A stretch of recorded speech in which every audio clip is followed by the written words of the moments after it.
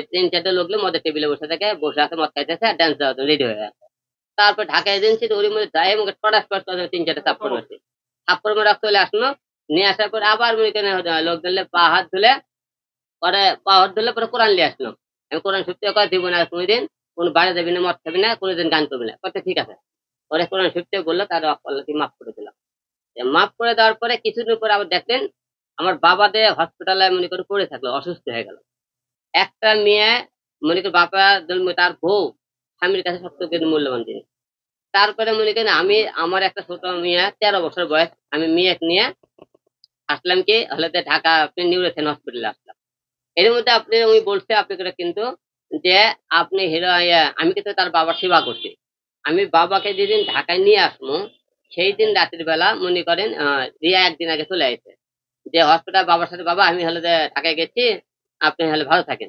সেই দিন কিন্তু ভিডিও গেছে আব্বার সাথে কিন্তু দেখা করে আসছিলাম, তো থাকবো কিন্তু আসটা এখানে আসার পরে সে এমনকি দীর্ঘ 32 দিন আমি যখন ঢাকা মনে করেন নিউরোসেন হসপিটালে থাকি, সে 1 দিন না 2 দিন এমনি গেছে, দায় দায় ঘুরে আসে, বেশিক্ষণ থাকেনি, চলে আসে। এবং আমার বাবা মনে করেন 10 দিন আইসিতে যখন ছিল, থাকার পরে সেই একদিনও যায়নি। না দেখা করলে কি দেখি আমি দেখতেছি যে বিভিন্ন জায়গা থেকে বিভিন্ন ভিডিও বানাইতেছে, কিন্তু বাবা যেদিন মারা যায় সেদিন মনে করেন মিউজিক ভিডিও বানায়। সবচেয়ে আরেকটা দুঃখের বিষয় দেখেন, যেদিন আমার বাবা মারা গেল তার বোন মায়ামণি রাত বাজে 12:30 আমার বাবার লাশ আমি অ্যাম্বুলেন্স করে বগুড়া নিয়ে যাইতেছি। ওর ভাই আর উনি এমনি দেখি লাইভ একটা গান করতেছে ইউটিউব চ্যানেলে, যে বলছে আমার বোন এখন মায়ামণি গান করবে। আর ভাই বলতেছে কি একটু মায়ামণি গান করছে। কত বড় মনে করেন নিম্নমানের লোক। আমার বাবা হসপিটালে সে মনে করেন গেল না। আমার বাবা দিন মারা যায়, সে ওর ভাইয়ের দিয়ে ফোন করাইছে। ওর ভাই মনে করে যে আমার কথা, আমার ভাই দেয় টাকা থেকে নিয়ে বগুড়া থেকে নিয়ে, ওর ভাই হলো যে আমার গাড়ি ড্রাইভার। আমি আমার আত্মীয় মধ্যে ওকে ধরবো না তাহলে, কারণ সে ড্রাইভার হিসেবে আমাকে ফোন দিয়েছে, যেহেতু মারা গেছে সেই জন্য রিয়ামনি ফোন দেয়নি আমাকে। যে আমাকে ওর ভাই ফোন দিয়ে করছে যে আলম ভাই, আলম ভাই সাবি বলে মারা গেছে।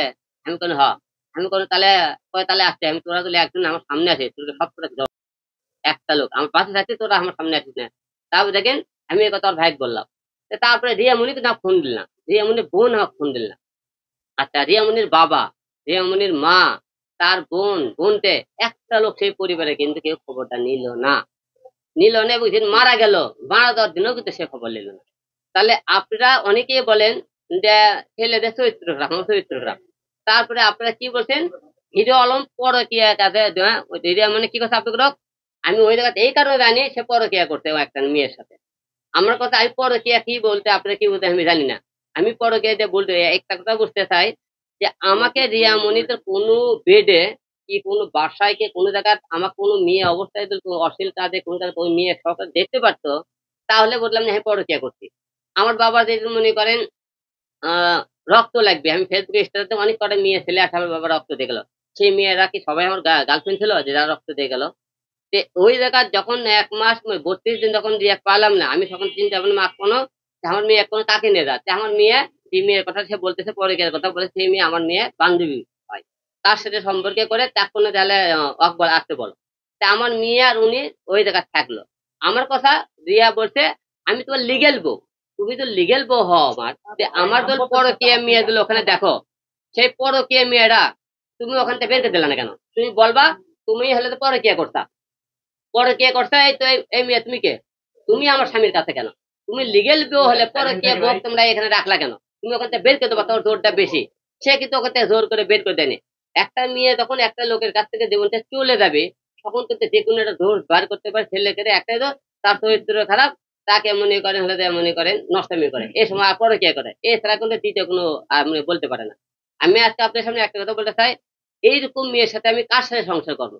তার ফ্যামিলির একটা লোক কিন্তু খবর নেই না, যে মেয়ে গেলে আমি সংসার করবো তার ফ্যামিলি দেখে আমি বিয়ে করতে, সেই মেয়ে দেখে ধরে বিয়ে করি, সেই মেয়েই তো কিছু হলে মানে অন্য পর পুরুষরা কাজ করে।